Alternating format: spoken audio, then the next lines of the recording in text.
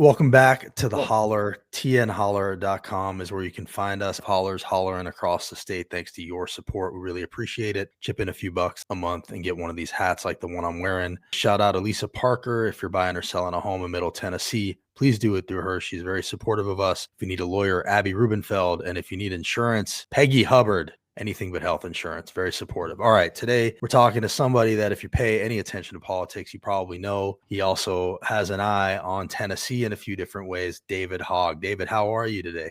Good as I could be. It's been a rough couple of days after the Brown shooting. Yeah, let's start there. Obviously, this is not new for our country. It's hard to even know what to say at this point anymore. But I did see that you put out some tweets about it, basically saying that it's not inevitable. Can you kind of just give the spirit of what you said there? And what do you say to people who are treating this as though it's just something that we have to live with? One of the most difficult things about people who work in gun violence prevention, you're not going to hear about the shootings that don't happen. As weird as it may sound for me to bring that up in the wake of what just happened at Brown. And what I mean by that is since the shooting in Parkland, when we passed a red flag law in 2018 in our Republican state legislature, that law has been used over 20,000 times to disarm people that risk themselves and others. There was a follow-up study that was done on it that showed just about an 11% reduction in gun homicides across the state that could be directly correlated to the implementation of that red flag law. This year, we're still on track to have another decline as we have had over the past 3 years or so. When we live in a country with more guns than people, you're going to have shootings, but we can reduce the overall rate of gun violence. We know states like Massachusetts have a gun death rate 70% lower than the rest of the country on average. Since 2023, when the Office of Gun Violence Prevention was created at the White House and was there for 2 years, they oversaw the two largest reductions in gun homicide in American history, totaling about 25% overall. That's thousands of people that are alive right now because of stronger gun laws and better enforcement of those laws. Unfortunately, what happened at Brown happens every day in different forms around this country in the form of individual shootings, predominantly in Black and brown and poorer communities, some of the most affected by gun violence and get some of the least attention.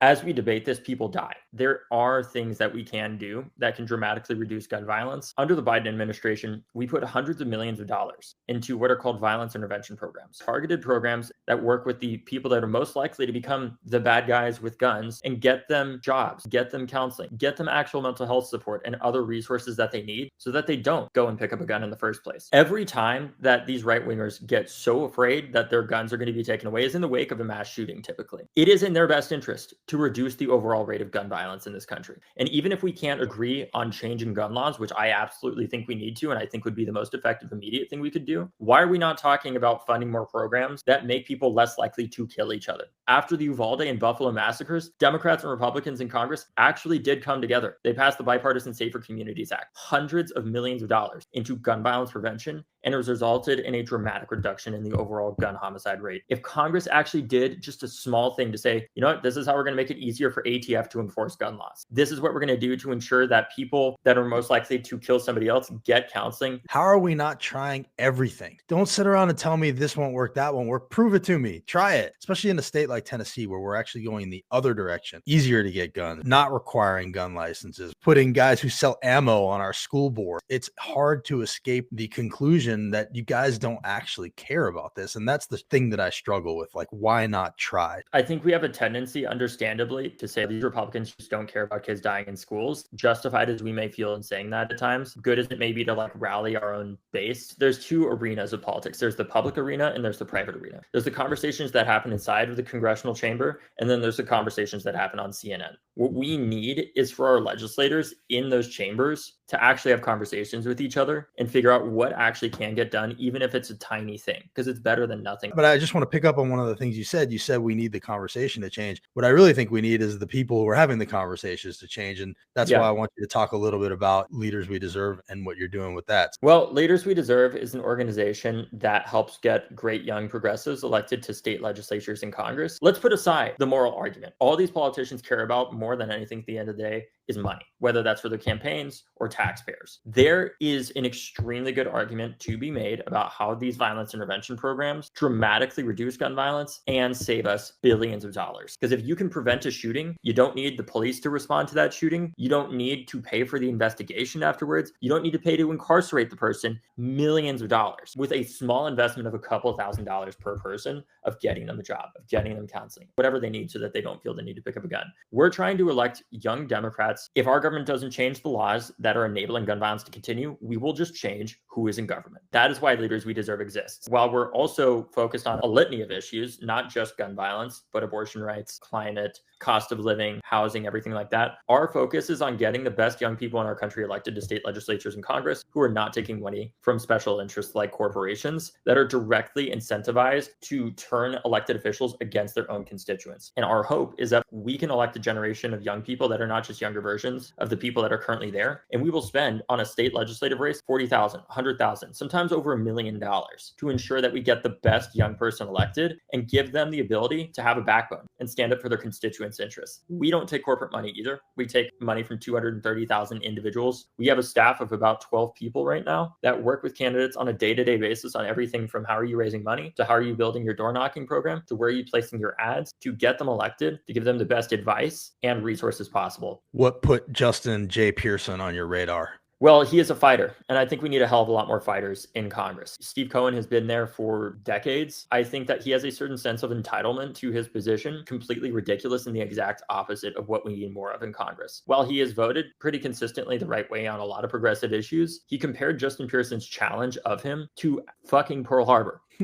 I'm not kidding. And I don't know if that's because he remembers it or something like that. Folks who say, Steve Cohen, you need to get out of the way and hand it over to someone young. There'll be a time for that. He's not ready. 3 years in the General Assembly, he hadn't passed a bill. I don't think he's passed a resolution. And his attendance record was the worst of any member of the General Assembly. If you don't take your attendance as your responsibility, and I know he had a brother who committed suicide and he had some problems, and he said that's what he was dealing with. So I don't think he's ready. And he could have waited 2 years. He could have waited 4 years. He could have talked to me. He was an intern for me when he was in high school, and he never talked to me about running for office. It was kind of like Pearl Harbor. Pearl Harbor. First of all, going after Pearson for not being there when everybody here knows why he wasn't there. He was not there because his brother had just taken his own life, and Justin had to be intimately involved with what was going to happen with the children that were left behind. And then on top of that, you're right. There's a sense of entitlement there, talking about how basically he gets to choose his own successor. What are your thoughts when you watch Steve Cohen say that stuff?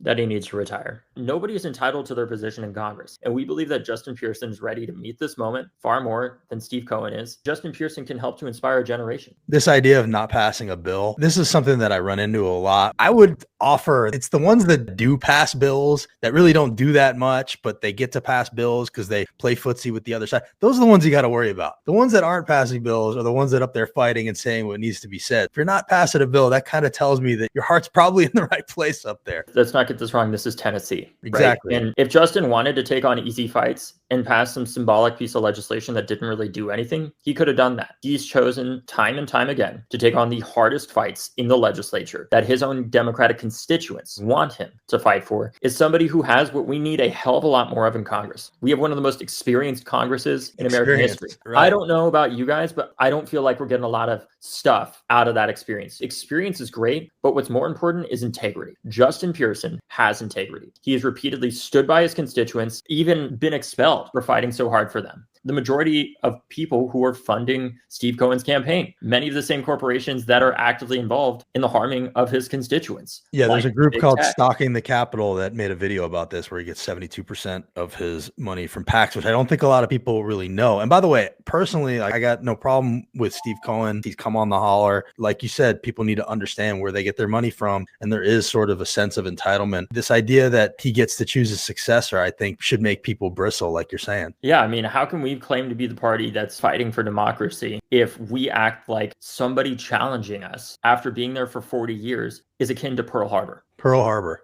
Get Crazy. over yourself. Steve actually did mention you at one point. Hey, I will have the money. I've got $1.8 million in my fund. So I'll have fundraisers and I'll raise money. I'll have the money. He got $1 million from one person, David Hogg, who's a 25-year-old graduate of Harvard who was at Parkland School. He wasn't in one of the classrooms where there was shootings and killings or in the corridor, but he was in this classroom and he heard the bullets go off and was a great spokesman for anti-gun legislation. He pledged him $1 million. And that's more money for a state legislative race ratio than Eli Elon Musk gave Donald Trump for president. So you talk about somebody going in who's already encumbered to somebody who gave him $1 million and to the Justice Democrats. All right. So how do you feel about the way Rep. Cohen is characterizing you and Leaders We Deserve and the money that you're giving Pearson there? What I would ask his constituents is, who do you feel more concerned about? Are you more concerned with him taking 72% of that $1 million+ from corporations? Or are you more concerned about a group like Leaders We Deserve coming in and supporting Justin, or Justice Democrats, both of whom are very committed to getting people elected who don't take corporate money and are supported predominantly by small dollar donors around the country to support somebody like Justin Pearson? Because here's the difference between us and the corporations funding Steve Cohen.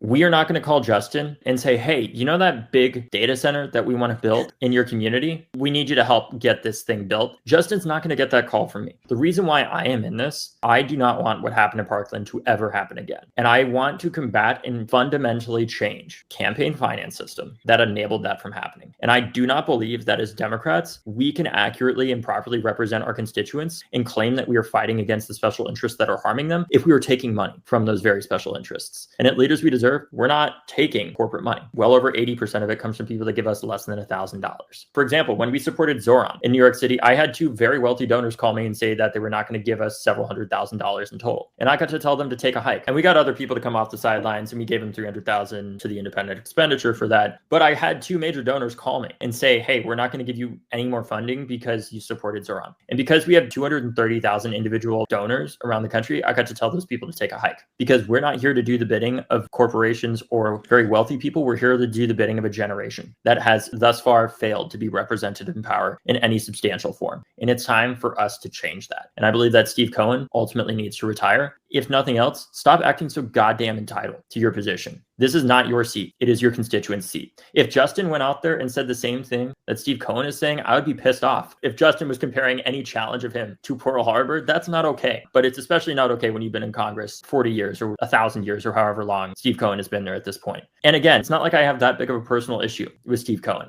It's more that I think it's time for a new generation to lead. And it's time that we have somebody like Justin Pearson in Congress. I also will say, I didn't appreciate the way that he seemed to downplay your Parkland experience. That was a little bit of a slight that was unnecessary. So I don't expect you to say that. I do feel the need to say that. As a final thing here before I let you go, TN7 happened. Afton Bain was a progressive candidate, friend of mine, been on the holler a bunch. I ran in that district and I got my ass kicked. She moved it to single digits. I think she deserves a lot of credit for that, but there's this sort of debate happening in the aftermath. Groups like Third Way basically saying should have run a more moderate candidate. What do you think about that Monday morning quarterbacking that happens in races like this that seem to downplay the successes of progressive candidates like Afton in a really difficult district? I think ultimately groups like Third Way, I know the people over there, I don't agree with them on a lot of stuff, but nonetheless, we're all trying to go towards roughly the same thing, getting Democrats elected. I want a majority in the House. They want a majority in the House. You can say all the shit that you want. If you can't win a primary, it doesn't matter. And if you want more moderates to win in districts like that, run better candidates. And until then, you can't say much else. If it was a moderate who won the primary and didn't end up ending the general, progressives would be saying the same thing that Third Way is saying right now. Like, well, it wasn't a progressive candidate, so they couldn't rally. Right. I guess that's just how it goes. Yeah. Ultimately, like, we need to consolidate around the primary winner and settle our differences there. Groups like Third Way want to have more moderates get elected. I think one of the things they got to do is run more goddamn charismatic moderates. There's not a lot of them that are out there. Is that an oxymoron? Right. Exactly. That's the truth. Sort of kidding. Not really, though. If you want your candidates to be able to win in a general, you got to win the primary. Get better candidates to run in the primary. But also, like, I would just say, she moved the needle. She got people excited. She put it on the map. She ran a good campaign. If you ask me if I think one of the other more moderate candidates that ran in the primary would have done better, I don't think they would have. I mean, I certainly don't think that they would have done 7 points better. Right. All right, David. So leaderswedeserve.com. Yeah. So if people want to support our work to help elect people like Justin Pearson and others, we have a whole slate of endorsements coming out. Please donate to us at leaderswedeserve.com. Your support enables me to tell anybody who tries to exert undue influence over our candidates, they need to go take a hike. I appreciate it. And I appreciate you being a supportive voice about the holler at times. So, of course, it means a lot to us. David Hogg, thanks for joining us, man. Yeah. Thank you.